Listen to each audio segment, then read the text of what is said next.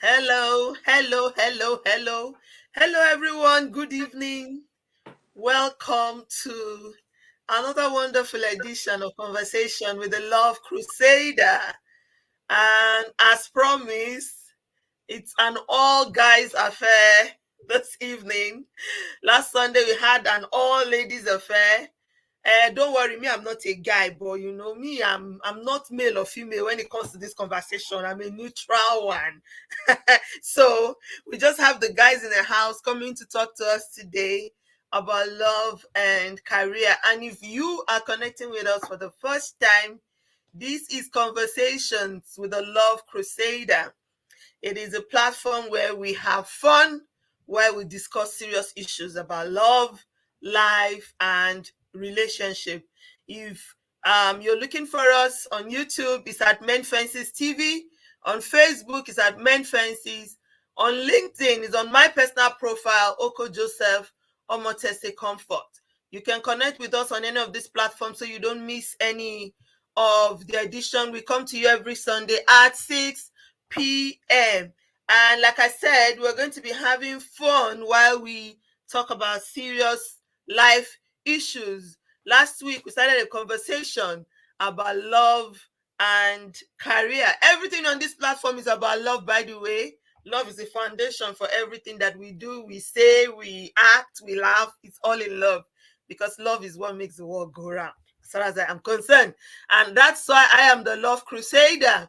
And I have Emmanuel. Emmanuel is a regular face. Sometimes I forget to put the title, but you know, Dr. Emmanuel, MD. Yeah. He's a co-host on Conversation with the Love Crusader, so he needs no plenty introduction this evening. Say hello to everyone, Emmanuel.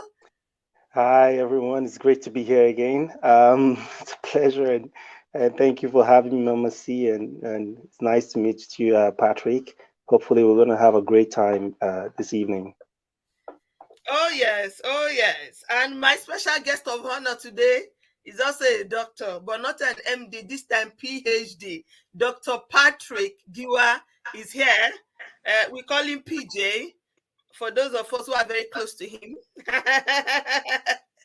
He is I don't know, he's a friend, he's a brother. I was just saying offline that PJ, everyone needs a PJ in their corner because Dr. Patrick Giwa is a living, moving information. When you see him like this, anything business, career, growth, prospects, you want to grow in life, you need a PJ. That's all I'm just going to say because if I continue, I could spend the whole 1 hour introducing him. I always tell people he's my brother, and yes, he's my brother because the Bible says there's a friend that sticks closer than who? Than a brother. Welcome, PJ. He's Thank very, you very very much. beautiful. I'm always excited to have him here because it's not so easy to get him. Yeah, Thank you. he's a very, very busy person. You're welcome. You're welcome. You're welcome. You're welcome. All right. Um. So we're talking about love. We're talking about career, and let me just give a short recap of what we had last week. We had Pastor B here, a mother, friend, sister, pastor, speaker, coach, businesswoman, one woman doing so many things, and we were basically asking how are you doing it? How does it happen? And I think it's almost the same thing for you guys. I mean, Emmanuel is a medical doctor, a medical researcher, a father, a brother, a husband, uh, wearing a lot of cap. It's the same for PJ. PJ is a researcher, he's a business person, he's a product manager, he's an IT guru, he's a father, two lovely kids, husband of one sweet baby girl that I love so much. He's a son. So there's that you both are wearing very plenty caps. And that's why we're here. We're here. There are people who would want to stop you on the street and say, "How are you doing it?" It's a lot when you hear it going on. And what's most beautiful is that you still have, as men, a place for God in your life. In the midst of all of this, there's still the God factor going on for you. So, I mean, who else to talk to but you guys? So let's just start the conversation. I want to first begin with, how do I go about choosing a career as a guy? So basics. I'm a man. I'm coming up. I'm young. I'm thinking, because sometimes you have so many, would I say, talents or abilities, so many things you can do, and you're thinking, where do I start from? What do I choose? Where which what avenue? How do I go about it?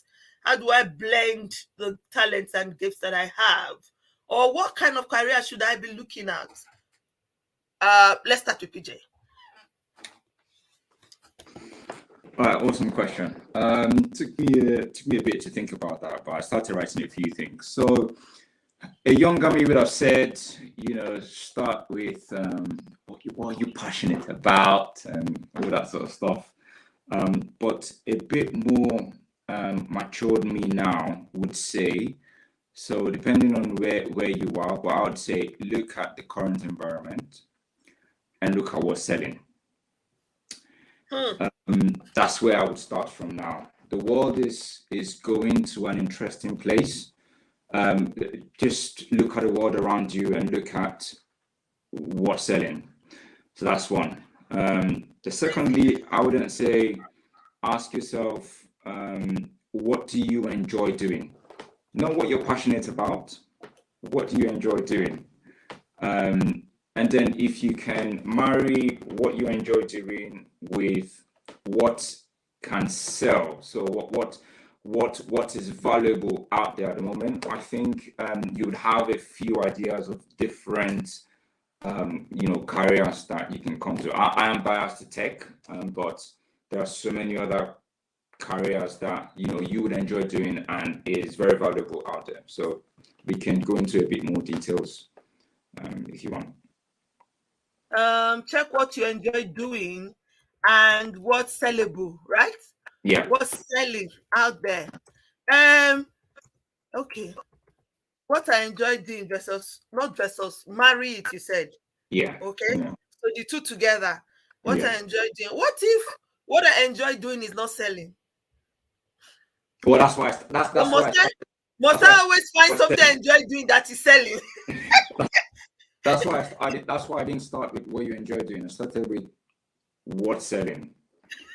So, so That's what's most important. that would filter out a few things, and then in those things, then look at, okay, which one would I enjoy in here? So let's use tech for example. Let's say you look at everywhere and you're like, oh man, everybody's tech these days. I mean, you just need to look at the S&P 500 to understand that tech is valuable, right? And then you ask yourself, okay, which area in tech would I enjoy? All right, would I enjoy management in tech, or would I enjoy technical tech? So if you're the type who, you would enjoy the technical side of tech, then there are options for the technical side of tech.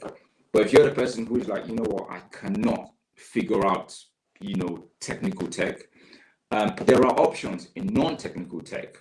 So I'm sure it's similar with maybe a career in finance, if finance is selling as well, and other career. But that's what I meant. Okay. I'm going to bring a practical question before I let Emmy talk.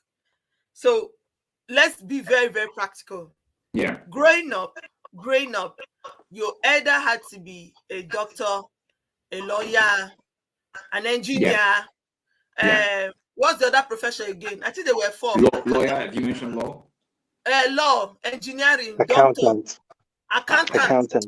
God bless you. Those four, when they say, what do you want to be in future? They used to ask us in school. You stand up, say you're a doctor, you are the best child. Everybody claps for you. Your parents clap for you. Yeah. You're a lawyer. If you say you're a teacher, you want to be a teacher, they start laying hands on you at that moment, like teacher care. Anyways, but now in this generation, can we really say that these are the professions that are selling? I'm coming because the musician is raking in millions. The footballer is raking in billions. The YouTuber is raking in millions. The actress is making money. The business woman is traveling around the world and expanding in business and seemingly doing excellently well. Have we gone beyond these professional professions? Or what can we really say selling now? If your child were to come to you now and you ask that question, what do you want to be in future? What kind of response would you expect? PJ, before I go back to Iman and now to give his So it's overview of interesting. So that's a really interesting question because Patricia, my wife, is a medical doctor, it.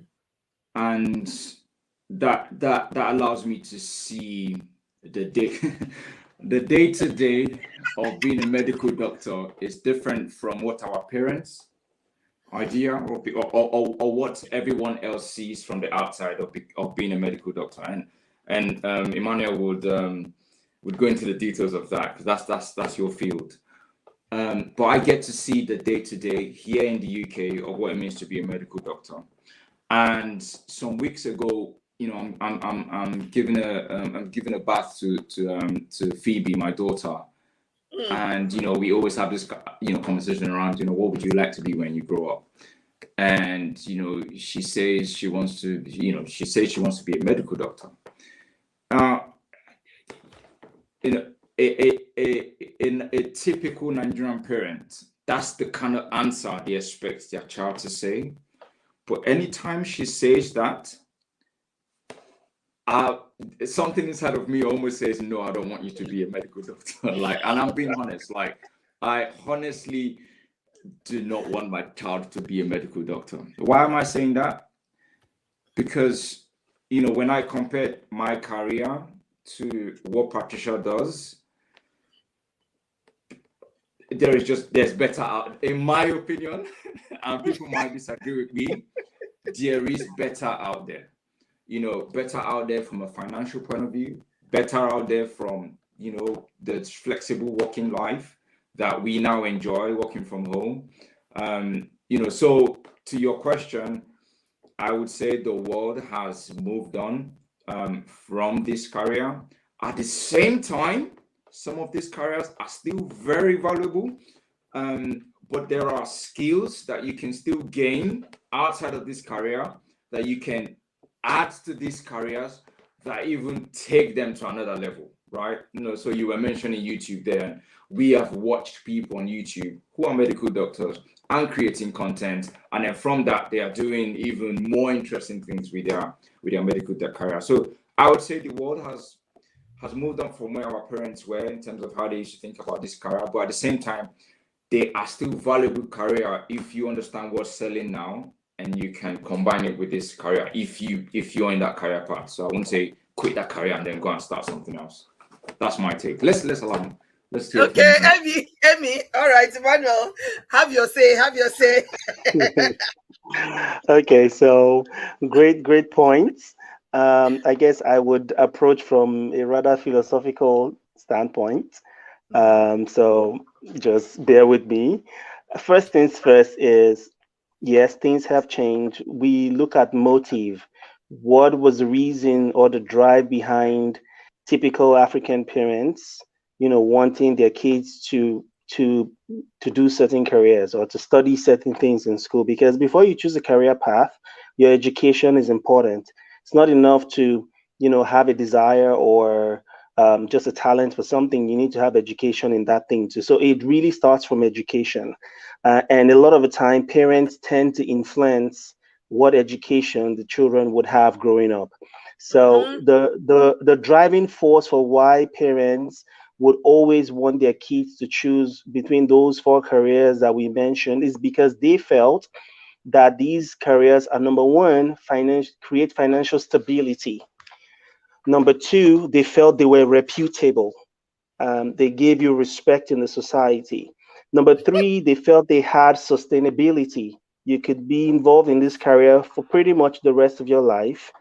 And by the time you put those three motives together, you'll find that their intentions are very, very noble.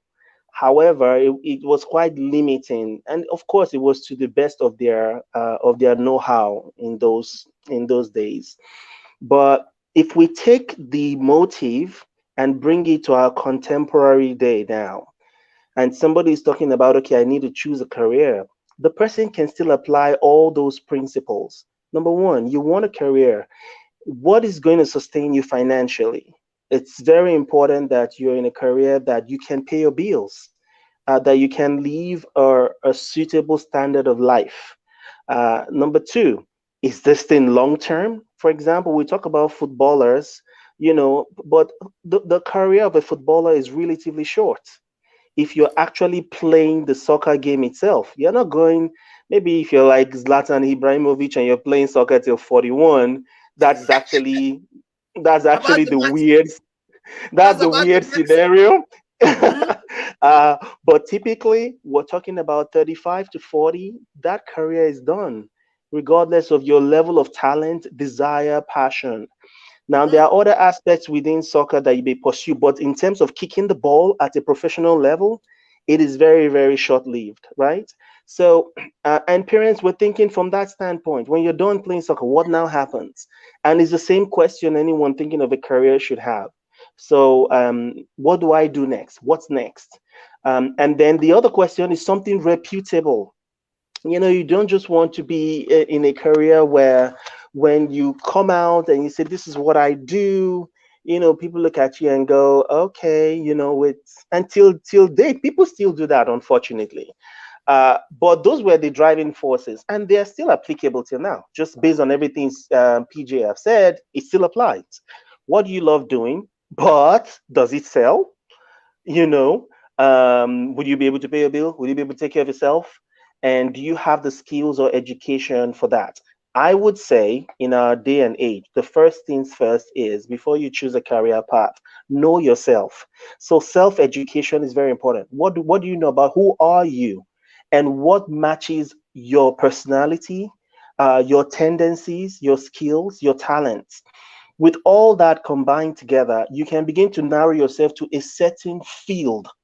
Now, if that field is sports, for example, there are so many things you can do within sports. If it's entertainment, we just mentioned there's so many things you can do within that. So it will your natural tendency, which is where PJ was saying, choose something that you enjoy doing. Your natural tendency would push you towards that general field. And then within that field, you can begin to examine, okay, what pays, what is lucrative, what is reputable, where can I apply myself such that I'm still enjoying what I do, but it is financing my standard of living or my lifestyle. And that's how I would say in our day and age, the approach will be. Again, things are changing as we go further down, in the next couple years, because we're talking about the influence of AI, robotics, and so many other things that would definitely change how we see our day-to-day life. But as of now, that's what I think.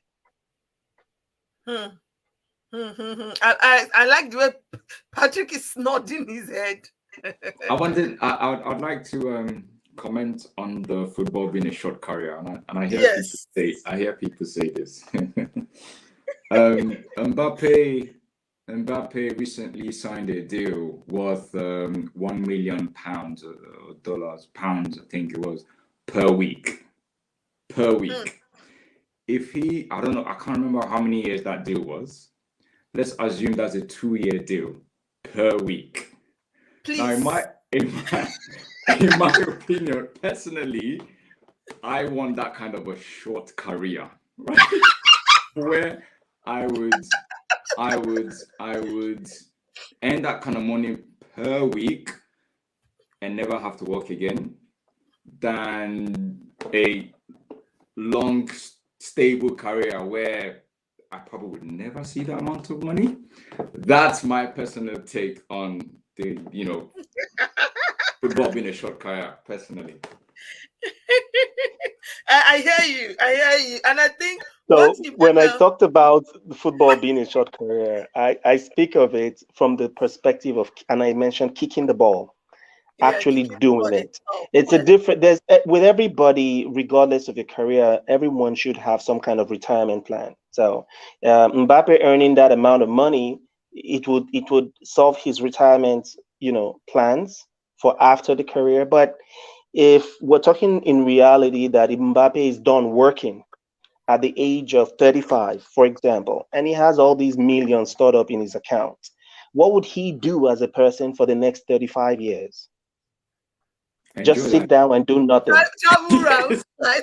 You would Travel, find you do would find charity that work. very That's what I quickly. would do. No, no, but very, very quickly, initially within the first 5 years, you'll be busy with all these, oh, That's like travel fun. around, do all that.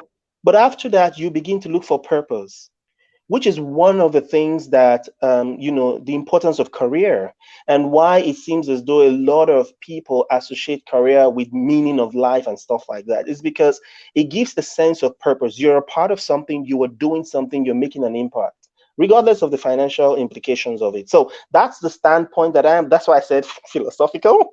That's the standpoint I'm thinking from, where I say you're done, now you have to look for the next thing. It's Yeah. not just about the money. What's the next thing? So I understand where you're coming from, but I don't agree with regardless of the monetary incentive, because money right now, as we begin to grow older, we begin to understand that it is super important.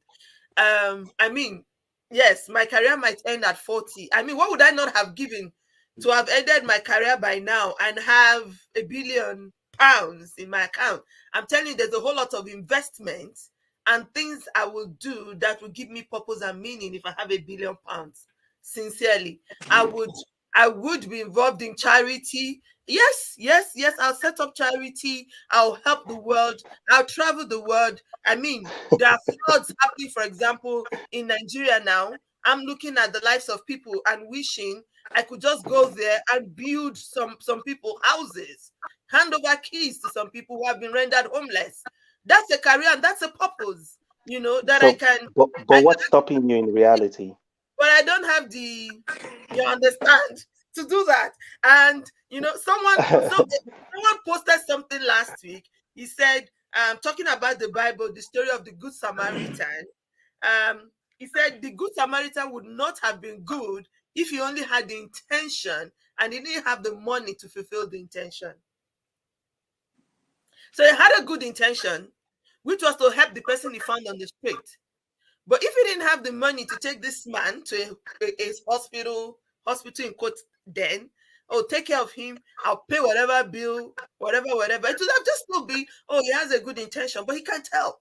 So I don't like the word regardless of the incentive. That money is also important. But anyways, I get all of the picture that you are trying to paint here. Do something you enjoy, and it doesn't have to be forced on you. Don't be pushed by society. There's just that prestige of, oh, my child is a lawyer, my child is a medical doctor. Whether the child is enjoying being a medical doctor, whether the child is crying, she wakes up in the morning, I don't feel like going to work, or he's there, what am I doing in this profession? People just want to be able to say, oh, I'm a medical doctor. And we know, yes, it's not easy to be one. So that's why you have to be proud of being one. However, is it what you love doing? Is it really bringing you that sense of purpose, like you said, Emmanuel? Is it fulfilling for you? Because that's even the worst thing that can happen, to be in a career rut or to be in a career where you're not enjoying yourself and you're not having fun. There's a whole lot of things I would have done, I think. But my father said I was a born teacher, anyways, and I'm still teaching. I'm here, still teaching, still coaching, whichever way. So let's move on. All right. So I've decided on a career. I'm a young man. Uh, and I start having these feelings. I mean, as I'm studying, as I'm preparing my career, as I'm doing whatever it is, prepare myself for career, my body's growing, things are changing. I'm beginning to see people of the opposite sex. I'm talking to you as guys now, and I'm like, oh, that's a fine girl. Okay, that's a fine chick. I'm thinking of the future. Um, where do I find a balance? At what point should I be talking about a girlfriend, a relationship, marriage? At what point? DJ say, Is it because we've had some people who don't get married until they are 40, 40 something. And they tell you it's because, look, I need to be established. I need to make the money. I need to, I'm a man. I'm going to be the man who carries the responsibility in the family. So I need to be established. I need to make money. I need to, before I bring somebody's child into my life. And we've seen those who maybe started getting married early, and people are like, why is he going to marry now? What does he have? So that's why I'm asking you, as guys, at what point in my career life should I begin to think about love? PJ. I'll give. With this kind of questions, it's always easier for me to just answer with my personal story. Go on, love. That's why you're here. I don't understand philosophy, so I'll leave that to Emmanuel. A very proper answer. So for me, it's a hard one. Again, I don't know how to give an answer that other people can apply. But personally, I certainly did not have a career when I found love. So I found love before I had a career, which I would not advise it. It was It's it not was not it's not an SI unit of, it's not a formula for everyone. Okay, go it's on. not, yes, it's not a formula for everyone, but that was my story, and it also wasn't intentional. I just happened to have found love. At the time I was doing it, I was doing a PhD, so I didn't know what I was going to become. I didn't know I was going to be doing what I'm doing now. What I knew was I was not going to go down the path of being an academic. That's very clear. But I didn't know what I was going to do from a career point of view. But I found love, and we got married. And she was the one. She from her part, her career was pretty much set because she was a medical student, and after that, she was going to become a medical doctor. So her career was more stable. So I guess with Holy Spirit and everything, that was the confidence that we had to go into it because, well, her side of it was figured out, right? So she would have a career and we'd be able to feed, and she carried the family for a few years. Going back to your question, would I advise that if you find love now these days? I myself don't understand the love market these days. It's a whole different thing to my time, which was just 6 years ago. But if you find the kind of love I found, where we were young, we were ready to stick out for each other, we were ready to grow and learn together. If you find that kind of love before you find a career, don't turn that love away and say, oh, I want to have everything first. That's my personal opinion. If you haven't found that love just yet, the love or the prospects, let's put it that way, you're seeing are those ones who will say, yeah, I'm not going to marry a man until he has one or two things, then focus on having a career. And I think generally speaking, that's probably what I would probably advise is focus on having a career. You don't have to have it all, but focus on having a career that can take care of you and take care of your family before you start finding love. Hopefully that's helpful. Okay. Emmanuel, what do you say? Yeah, it was quite helpful, PJ. But okay, so there is no one size fits all when it comes to this particular subject matter. And the reason I say that is love happens. We can't tell people, pray to meet the one and tell them the calculation has to be like this. It would mean that the person they are praying to has to fit into that calculation. And from all we know, God doesn't fit into a box. And God is not limited by your career, is not a limiting factor to God. And I want to say that I want to start from that standpoint, not a way of saying, oh, don't have a career, but there are a lot of people, myself included, initially. And again, what I look back now and realize this was this was bad. I realized it was not bad. It was a tool that was being used to get me to where I am. However, all that to say, there is no, you have to have a career, you're already earning, you have a car, or whatever those parameters, physical parameters are. They are great, don't get me wrong, because they tend to be indication that a person is stable. And a person meaning a guy in this case. And I'm speaking from, that strict African mentality, which I do not subscribe to, but I'm just speaking to it. With people that have that strict mentality, it's not necessarily bad. It just means they're looking for somebody that is stable. The lady wants to be with someone that is dependable, right? Somebody that has something going for them. If I would extract meaning from that mindset, it would be whoever wants to go for love should already have a purpose for their life. Now, whatever that purpose is, if it's connected directly with your career and you're pursuing it, for example, being a doctor or, for example, something else, awesome. But you should already have a sense of where you're going, who you want to be, what you want to do before uniting with someone else in partnership. Because somebody's partnering with you to achieve or to help you reach your purpose or your goal, right? That's the whole the power of partnership in marriage. But if I'm partnering with you and there is nothing, you don't have anywhere you're going with this, then what exactly am I bringing into your life? Vice versa. Every lady that is thinking about getting married should already have an agenda for their life, have an agenda, a purpose for yourself. Don't get married with the mindset that a guy, is going to be the all in all of your life. You're going to tie your life to him and he's going to be the meaning or the purpose of your life. I'm sorry if you get disappointed down the line. All that to say, have something going for yourself in terms of your purpose. Whether you're in school, your education should be you're pursuing your purpose, right?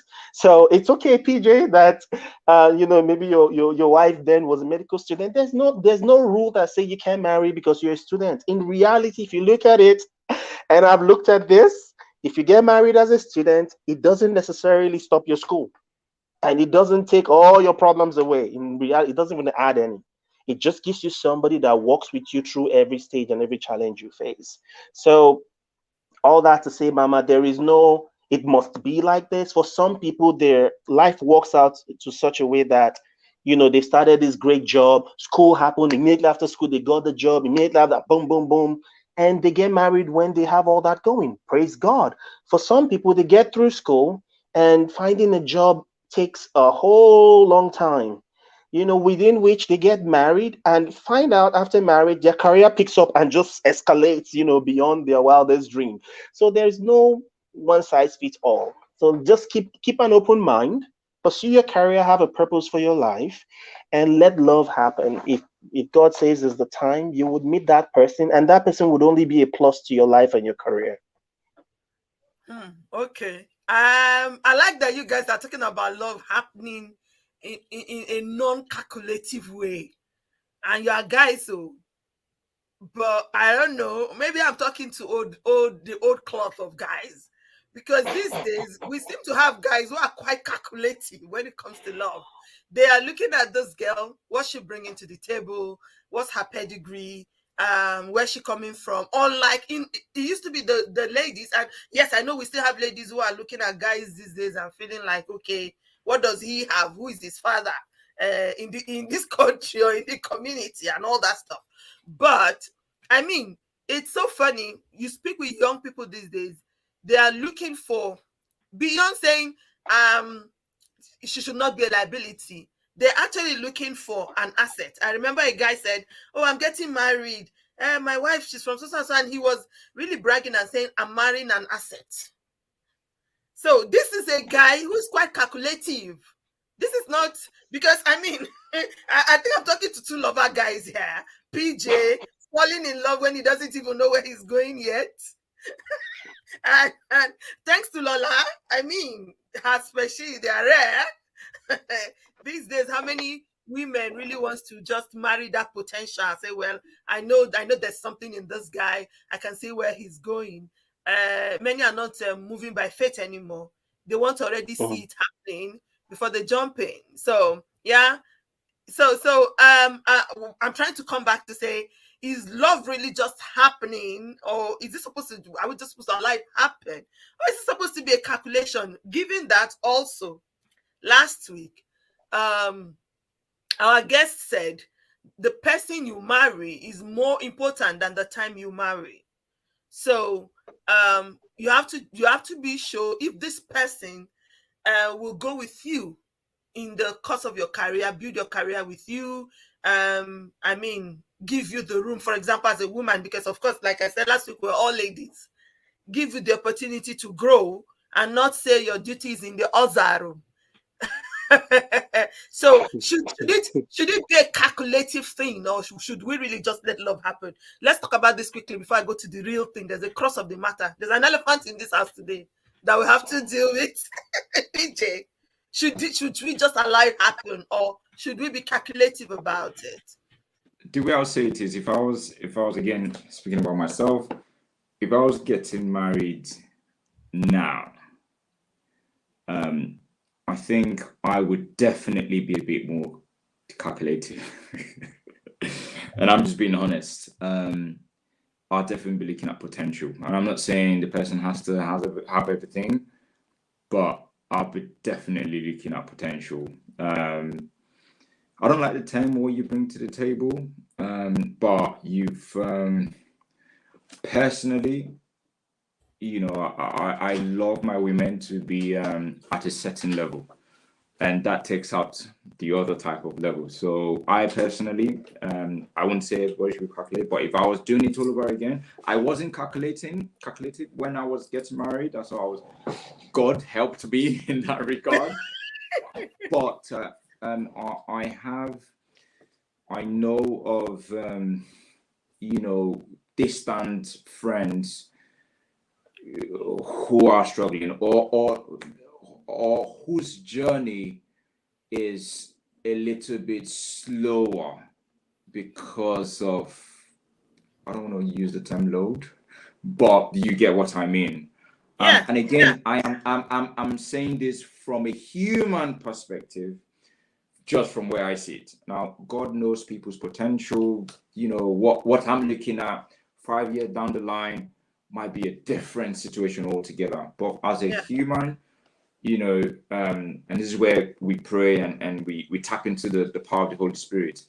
But just as a normal human, if I was doing it all over again, I'll be a bit more calculating. I'll be looking at someone who's got potential, someone who, when we actually combine, how does the Bible say it? When we come together, we'll actually chase 10,000. Not Mhm. someone who, if we come together, we'll chase When you 2,000. were chasing one, then now you When start I was chasing chasing one, 500. when we come together, we're not chasing 2,000. No, Bible said we chase 10,000. 10,000. That multiplication factor. You understand? I'll look for someone that we can chase 10,000. Emmanuel, what do you think? Mm, I'm Oh loving this wow. conversation, really. Okay. Wow, wow, wow. Okay. Um, so it is important to calculate, to assess. I don't think when we say love happens, I don't think we're just saying just blindly jump in and get married to anybody just because of how you're feeling at the moment. That's really not what I mean. Or and I don't think that's what PJ meant either.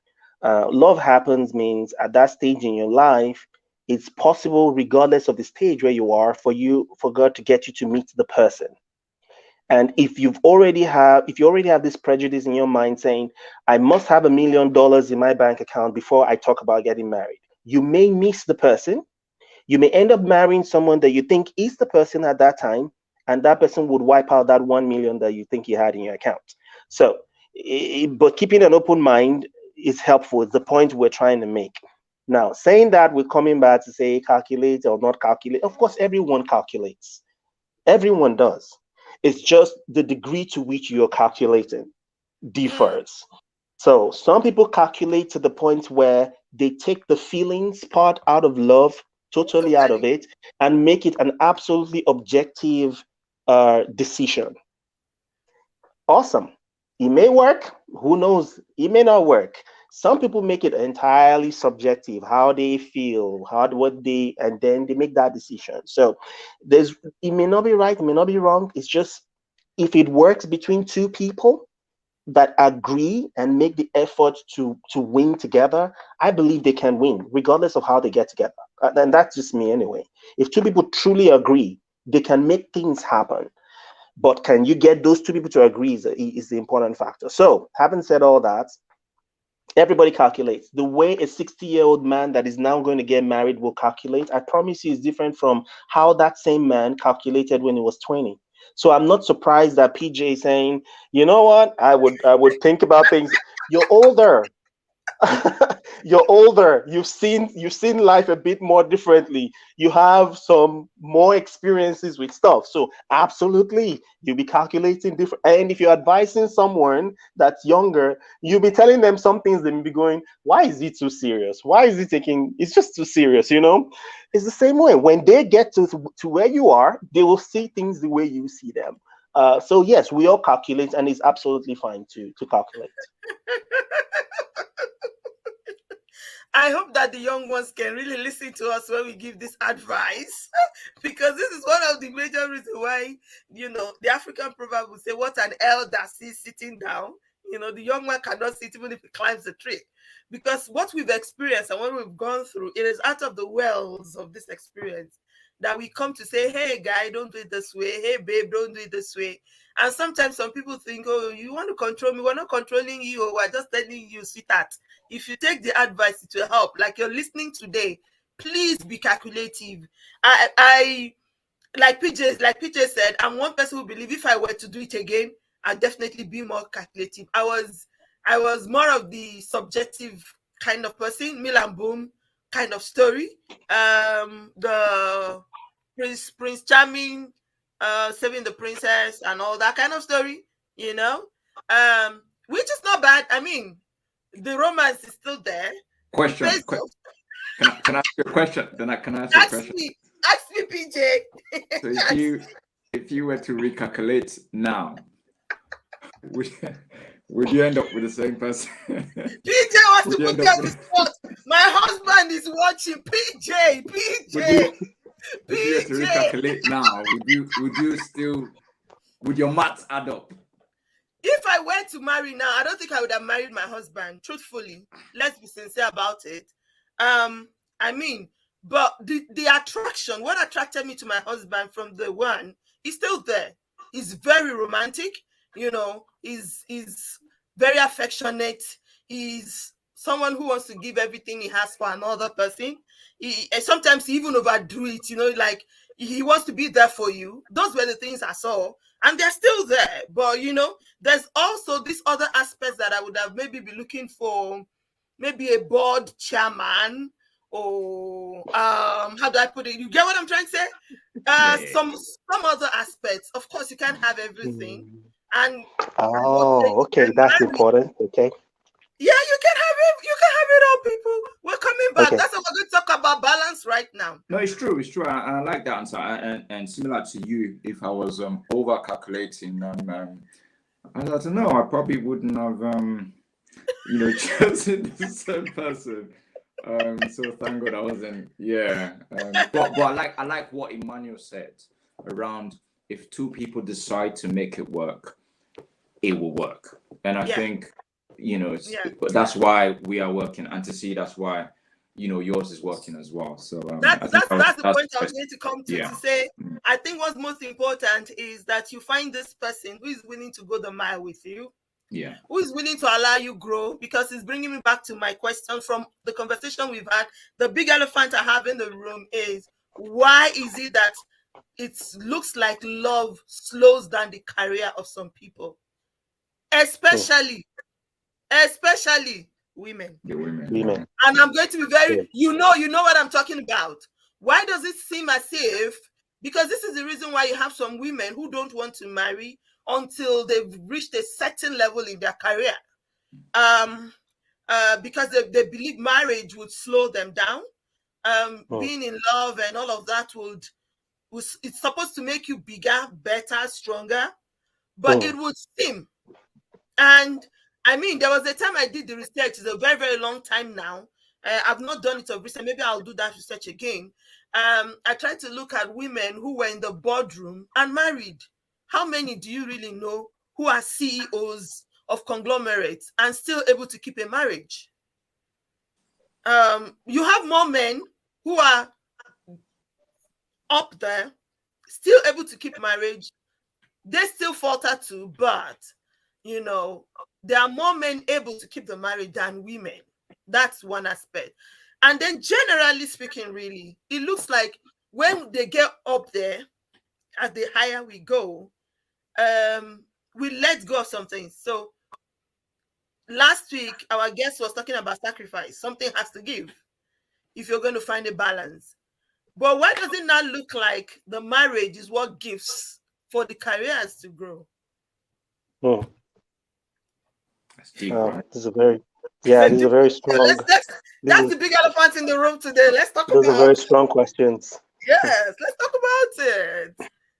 Let's talk about it. I mean, you are guys who are doing astonishingly well in your careers. So tell me, is it the pressure? What's happening? Why does it seem like Uh, this? Look at so all if of I these may jump on men. it, Sorry, let me give you another example. okay, The richest man, Bill Gates, after all these years, divorced. right. Yeah.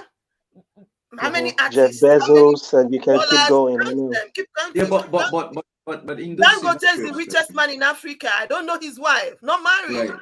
Yeah, let's not So, let's so not spend please, let's time talk with it. about it. But in those scenarios, those two scenarios you just mentioned, both women had a good payout. So career from a career point of view, they Is still that did a all career right. then? To marry a rich man and get divorced, Well, is that well, a well, career? what in the Gates Oh wow. in Okay. the in the Gates scenario, they built together and they had a good payout. I think this more question is there are scenarios where you would see where the man has a thriving career, but it seems like the woman has had to slow down for the man to have a thriving career. And I'm asking myself why. Emmanuel, you wanted to speak to that. He says he's asking the Yeah. same question. So Yeah, who's me, going to answer I today? don't Emmanuel, know. go on. The ball is in your Thank court. you. Wow. Okay. Well, first of all, it's not supposed to be that way. Let me start with that. In a healthy, thriving relationship, and again, the key words there is healthy, it's thriving, should be able to support both persons, both individuals' career pursuits. And that means in a healthy, again, healthy, thriving doesn't mean in an African marriage. Let me just say that black and white. Healthy, thriving marriage doesn't mean an African marriage. Again, Expatiate, please. okay. Expatiate. Now, in an African marriage, the expectation is that the man has to be the breadwinner. Even if that man is in coma, in a hospital, hooked up to a machine, he should still be the breadwinner of that family. That is an African marriage.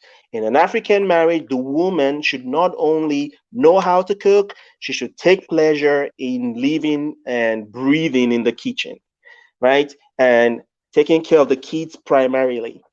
There are very, very strict roles and responsibilities in an African traditional marriage setting. And that doesn't allow the level of flexibility that would allow both parties to thrive in the workplace. So, does that impact women? Yes, it does. Because if you expect a woman is not, I know women are super women. And for example, I call my wife Amazon woman because she's so super strong. However, I will not be blinded to the reality that she cannot 100% take care of the kids, 100% be responsible for domestic chores, and still hold a job as a manager or hold a job as a CEO. Let's be realistic, that won't happen. That woman is going to break down, right? Mm-hmm. She's not so let's just call it what it is. Now, in a healthy, thriving relationship, there is an interchange of responsibilities as you go through life, right? The same way in a football team, we have only one goal. Our goal is to win the match, Mm-hmm. right? And what this means is sometimes Mohamed Salah is going to be running back and tracking back in the right back position, defending in the box, right? Sometimes Virgil van Dijk would be in the opponent's box, nodding the ball to score a goal. He's primarily a defender. Even Allison, and I'm just using soccer as an example because many people can relate to soccer, right? So it's easy to relate to teamwork in that sense. Even Allison was responsible for scoring a goal that impacted Liverpool's season in one of the seasons that just passed. He's a goalkeeper, but he scored a goal, right? So that all that to say, there is such flexibility in that team that for it to succeed, different people have to be able to play different roles at different stages in life. This means, if, for example, I have a career right now, and my career allows for me to work from home, then I should have the flexibility to take a lot of domestic responsibilities because I'm at home. Compared to, say, my spouse, if my wife, for example, is in the office and doesn't get back to 6 p.m. So, should I just sit there and wait for the kids, pick up the kids, right, from daycare, for example, or school, and then have them wait till their mother comes back by 7 p.m. before they eat dinner and whatever else? Or That puts before a she lot starts of cooking guilt. the dinner. Before she That starts puts cooking the guilt dinner. on that woman, right? If she does that for just 1 week, I promise you the next week, when they're trying to give her more things to do in the office and she's supposed to keep going higher, she will push back against them because she's thinking of her kids, right? So we're going to have to, if this marriage is going to work and is going to thrive and it's going to be healthy, we will have to play different roles. We have to work as a team. It's no longer just me versus you. It's now how do we succeed? And really, this is how I see it, and I may be wrong in my perspective. Some people that are maybe more rigid in how they see different roles, maybe nodding their head and going, "What's that guy saying?" But I want my wife to succeed. As far as I am concerned, there is no limit to what she can do. And if what it takes is for me as a man to do certain things that are quote unquote not manly, for her to be the best version of herself, I would be happy to do it. And I know on her part too, if there are things that she has to do that are not quote unquote womanly, she will be happy to do it if that's what's going. This last week, for example, I'll just give you a very simple example. Typically, as a man, I take care of the car. Any car issue, it's me, right? And that's the typical expectation. But last week, I was so swamped at work. My influence in the workplace is increasing, meaning my responsibilities are too. She understood to the point where we had an issue with our car, and she took it to the mechanic, and she was communicating with me, this was going on, what do you think, and all that good stuff. I thought about it in my mind, and I told her how much I appreciated that I have a woman that can step into that role, and we don't suffer as a really. It's just an Oh, example. No, it's just an example, and I've seen it a lot where so many marriages, you have frustration because people in the marriage don't feel fulfilled. Your wife should not be in a situation where she's not feeling like this is the best she can be, right? And mm, that's my mindset. And if this is what it takes, let's do it. Let's win together. At the end of the day, if the money comes, it's going to impact the family. If the Yeah. success comes, it's going to impact the family positively. So we're winning. Our goal is to win. And if we have to play different roles within that to achieve our goal, let's do it. That's my mindset, and I think it's a healthy one. PJ. That's awesome. No, no, no. I think I've got nothing to add to that. I just hope that what you've just said goes out to those type of men, and they hear what you've just said, because you hit it on the head, and we need more men like you. oh, like you too. Now, I mean, awesome story, nice conversation, really, Yeah, guys. And I hear you, but it's not just about the men. I can hear here that you have a woman who can take the car to a mechanic because her man is busy. yeah, It's teamwork, people. It's teamwork. I mean, I used to service the generator. Lose it, service it. I'm practical. I'm good with tools. Despite being a woman, I was a daddy's girl growing up. So I'm good with my spanners and screwdrivers. So I don't have to be like, oh, until my husband comes and fix that screw, or until my husband comes, oh no, it's a man thing. How can I touch grease? I'm not saying don't leave it to the woman to make it an everyday thing, but as a woman, I should be able to understand that My man is going through a busy season, in his career, and then so I can pick up the spanner and fix one thing or the other. The same thing. It should be the same thing. I mean, who created these roles in the first place? I'm still doing this research. I've not found out. There's nowhere in the Bible that says a woman should be the one cooking, a woman should be the one taking care of children, and a man should be the one going to, yeah, well, it says a man should provide for the family. That's in the Bible, though. But I mean, we don't have it to be so rigid about these gender roles such that it impacts on our careers. Because when the team wins, yes, We they might, Mm. they might put it there. The goal scorer is PJ, but they will say Mm. Chelsea won the goal, Exactly. won the game. Chelsea won the Right. game. The 3 points come to the entire team. It doesn't come to PJ alone. So, and I like the fact that you're using. I mean, teamwork. Best example is football. It's where you should look at how the synergy of what you can bring. You're a striker, you're a defender, you're a midfielder, you're a goalkeeper. What can everyone bring to ensure that the team wins? And I think this should be the attitude. Once you're not bringing that attitude to the table, then there's going to be problem, because you're going to have someone who is frustrated. She's unhappy because she feels I can be more. I can Mm. be more than the other room. I can be more than a nurse. I can be more than a cleaner. I can be more, Mm. I can be more. I can be doing a lot out there in the marketplace. But she's feeling limited because she's been gender stereotyped. This is where Mhm. she has to stay in. The same thing with a man. If he doesn't feel that support from, oh, my woman, and then he has to now always be there, because I mean, men like you sometimes get women who abuse the privilege that they Mm. have, to have a man who Mm. is willing to take on maybe domesticated roles or whatever. I don't even like to call it that, because Mm. who named them?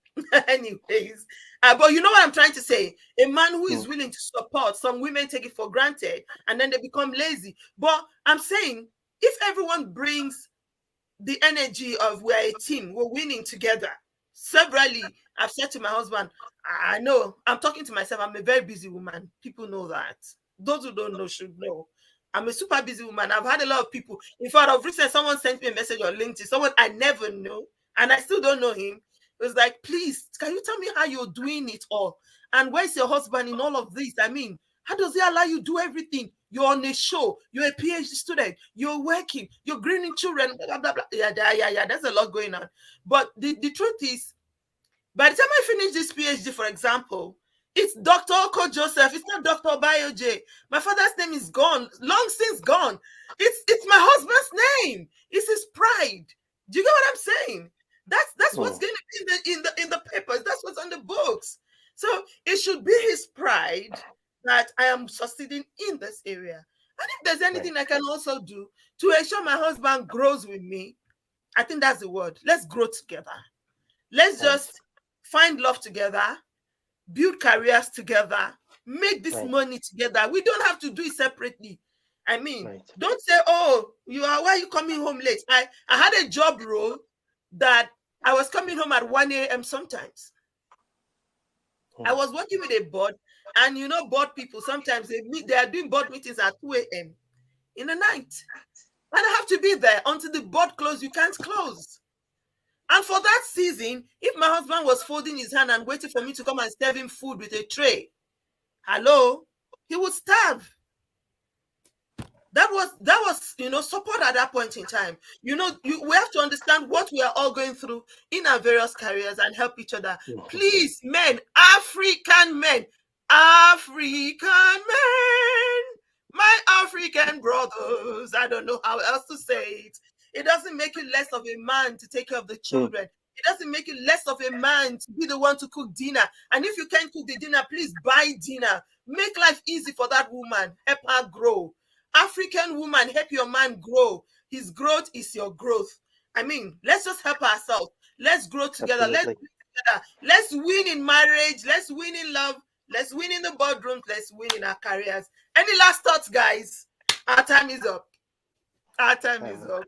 PJ, I've already said all.